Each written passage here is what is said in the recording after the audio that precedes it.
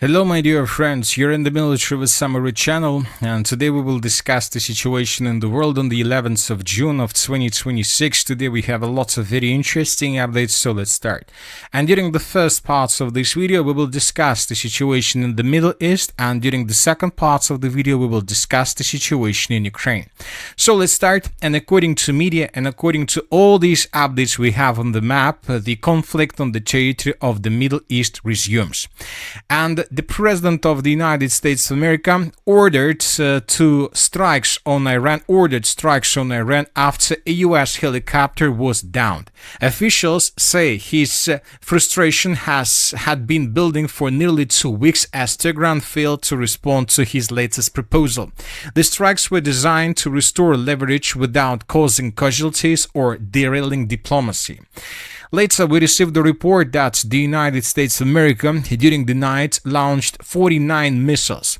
49 Tomahawk missiles were used to hit targets inside of Iran. US fighter jets are operating over the skies of Iran. These are the statements that we were receiving during the night between the 10th and the 11th of June of 2026. And you know that since the beginning and from the beginning of this second round of this military operation, defensive military operation carried out by the United States of America, we see a lot of differences. Once again, let's take a look at how the conflict, how the Epic Fury operation started during the 28th of February of 2026. And we'll see a lot of differences, first of all, in approaches. For example, this is probably one of the most important videos of the Epic Fury operation, of the beginning of the Epic Fury operation. And here we can see dozens of Tomahawk missiles that were flying in the direction of different towns and cities of Iran, with the purpose to deal or to destroy objects of military infrastructure of Iran. And the most important part of this video is that the United States of America on the 28th of February of 2026 started their Epic Fury operation during the daylight. So everybody in the world, the Russians, the Chinese, any other country, the European Union, and many countries, every single country in the world would be able and could have the possibility to watch the US strikes on Iran. Everybody was able to see all these missiles, all aircrafts, bombardments, and so on. And it seems that during the Epic Fury operation, the United States of America, first of all, wanted everybody to see how the United States of America were attacking the Iranian side, because the President of the United States of America, as well as the United States of America itself, were 100% confident that this operation, this Epic Fury operation, would be too easy. And now we see a completely different picture. Now we see, and this is a very important situation, that the United States of America began this second round, this defensive operation during the night period of time. And telling the truth, during the night, we haven't received even a single video where we could see Tomahawk missiles flying over the territory of Iran. Probably this is the only video that was published by different sources, as here we can see probably something like a Tomahawk missile, or maybe a Tomahawk missile flying somewhere over the state of Iran.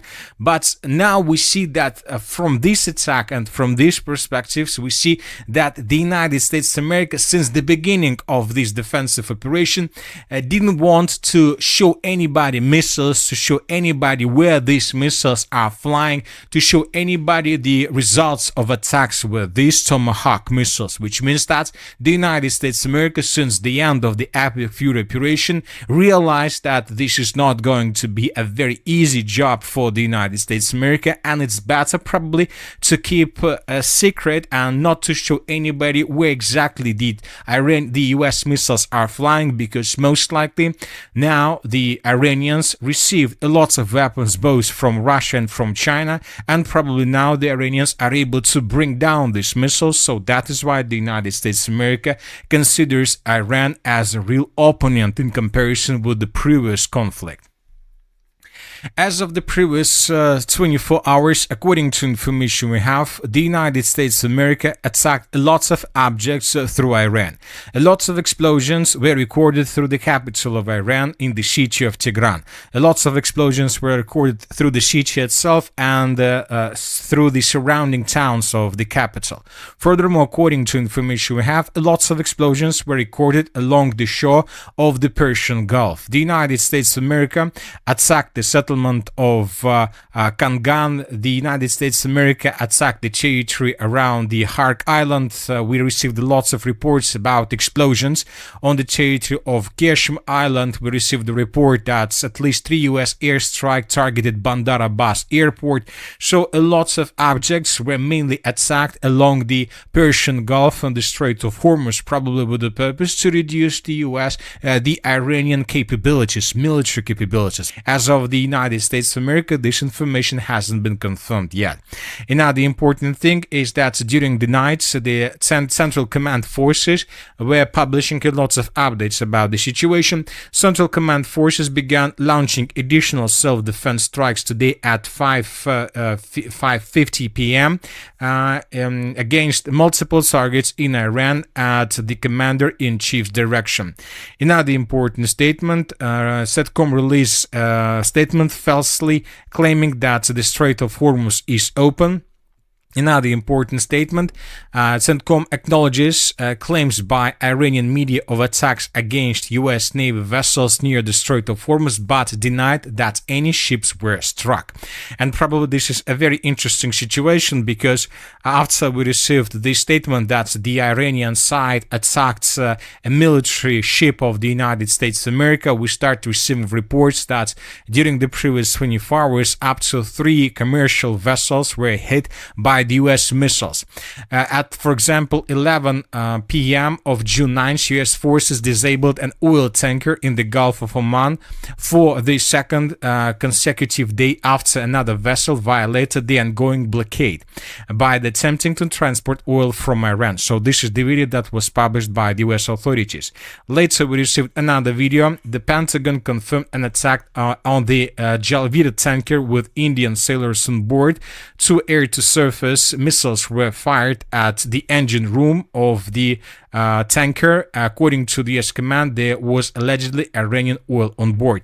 So as you can see, this is another thing that differs from the Epic Fury operation, because during the Epic Fury operation, the United States of America were mainly rerouting these vessels back in the direction of the Persian Gulf and the Strait of Hormuz, or at least were detaining them but not attacking them with missiles, and obviously were not destroying them.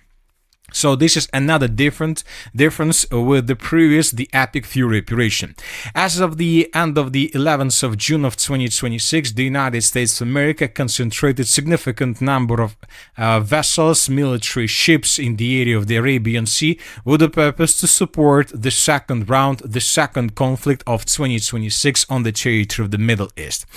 As for the Iranian side, during the previous night, the Iranians attacked mainly military bases of the United States of America. The sources reported that explosions were recorded through the state of Bahrain, and we have pictures with fire anomalies through this state. In the southern parts, a fire anomaly was recorded through airfields, as you can see. Another important thing is that, according to information we have, a Navy base was attacked on the territory of the city of Bahrain, of Manama.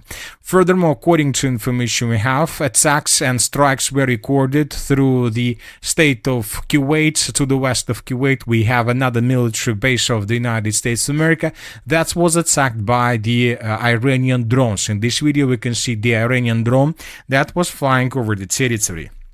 But the biggest number of missiles and drones were recorded in the direction of the state of Jordan. And as we may know, there is another military base of the United States of America, and lots of explosions and lots of missiles were recorded. Furthermore, we start receiving first satellite pictures where we can see the differences before and after the strike. The Iranian sources reported that as a result of these attacks, several hangars with different aircrafts of the United States of America were hit and probably damaged. Also, the Iranian side reports about significant number of aircrafts of the United States of America, including aircrafts of the fifth generation, were damaged or probably even destroyed. In this video, we can see how the Jordan air defense were trying to bring down the ballistic missiles of the Iranian side, but as you can see, some of these ballistic missiles managed to penetrate the Jordan air defense and to hit the aircraft base of the United States of America. And of course, everything could be finished right after this moment, but this evening on the 11th of June of 2026, the President of the United States of America reported that the United States will be hitting Iran very hard tonight. At some point in the not too distant future, we will be taking Kharkiv Island and other oil infrastructure points and assume total control of their oil and gas markets, much like we have with Venezuela, which is working out brilliantly for both Venezuela and the United States of America.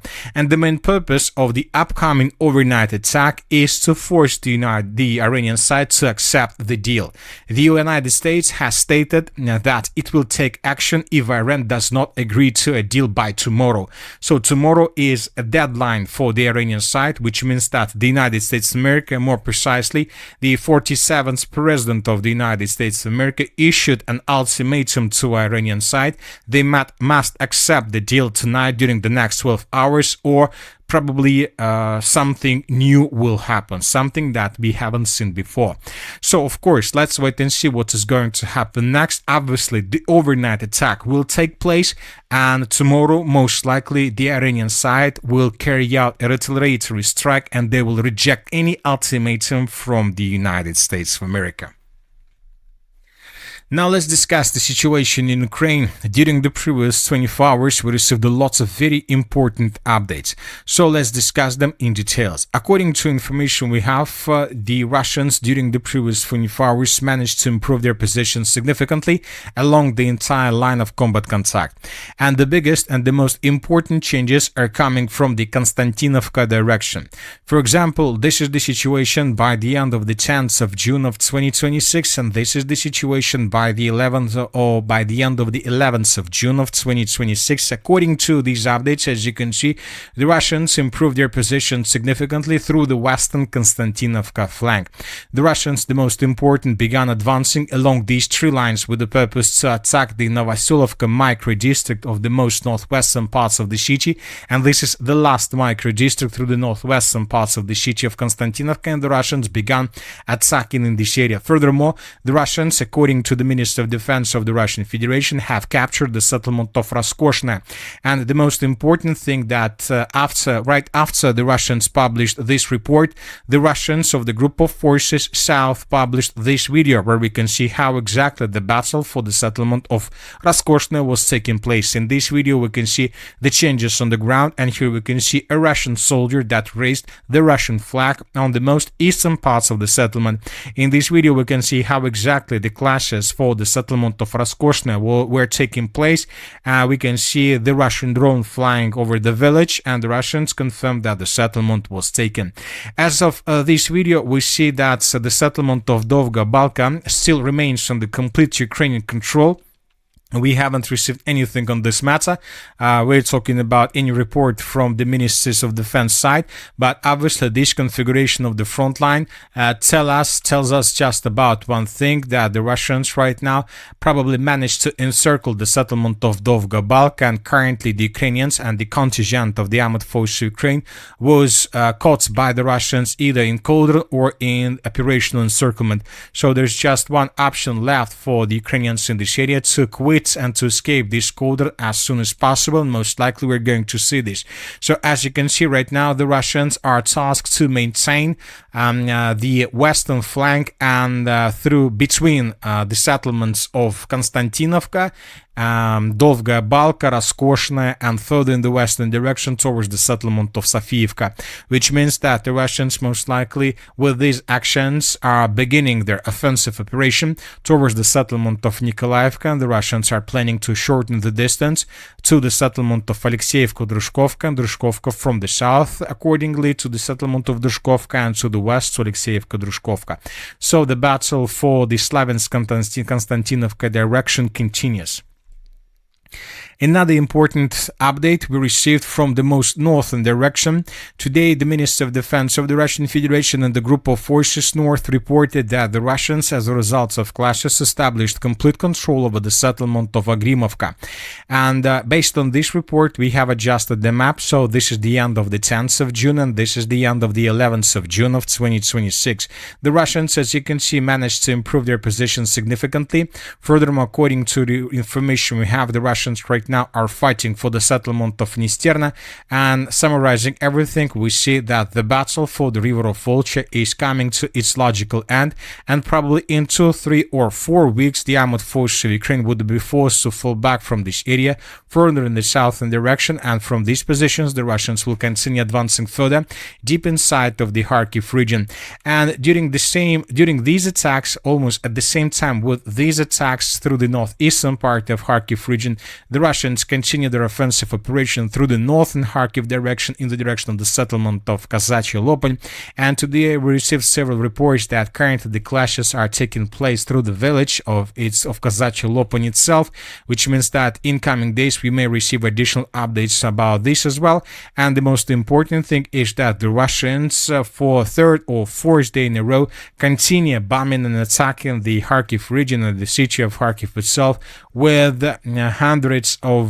probably with hundreds of drones and with dozens of missiles. In these videos we can see how Russians were attacking different objects of military infrastructure through the settlement of Kharkiv with drones. Lots of vehicles, locomotives and warehouses were destroyed. Furthermore, the Russians attacked, according to information we have, an object of a military infrastructure that the Ukrainians were using to produce drones. Here we can see how exactly the Russians were attacking this territory. So as you can see, the Kharkiv offensive operation is becoming the major offensive operation, and it seems that the Russians are not planning to stop, because this is a vital question for Russians to reduce the number of drones that the Ukrainians use to attack deep inside of the territory of Russia, because as of the previous 24 hours, the Ukrainians used more than 500 drones to attack deep inside of the territory of Russia, and as a result of these massive attacks, the Ukrainians managed to hit another oil refinery on the territory of the Krasnodar Krai, and as a result of this attack, this oil refinery was probably damaged.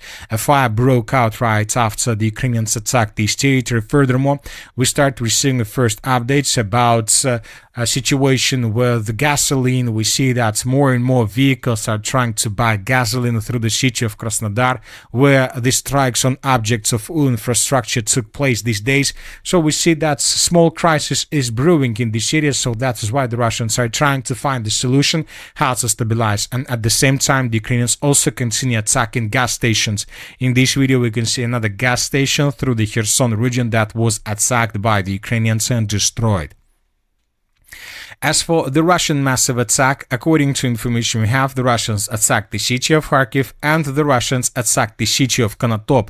During the previous 24 hours, we received lots of reports on this matter. The Russians, according to information we have, attacked a railway station, and as a result of attack, probably the Russians managed to deal significant damage. Probably the Ukrainians were trying to bring additional reinforcements and reserves or munition in the direction of the city of Konotop and in the direction of the city of Sumy, but the Russians discovered these trains arrived in this area and they attacked them. And as a result of attack, as you can see, a fire broke out immediately. So the situation, the conflict on the territory of Ukraine continues, as well as the conflict on the territory of the Middle East resumed. So let's wait and see what is going to happen next. But one thing is clear, that the summer of 2026 is going to be one of the hottest summers since the beginning of probably the 21st century. And that's it for today. The Military Summary channel reminds to condemn any violence in the world. Thank you for your watching. Subscribe to my channel, put your likes, join my Patreon, and have a good day. Bye bye.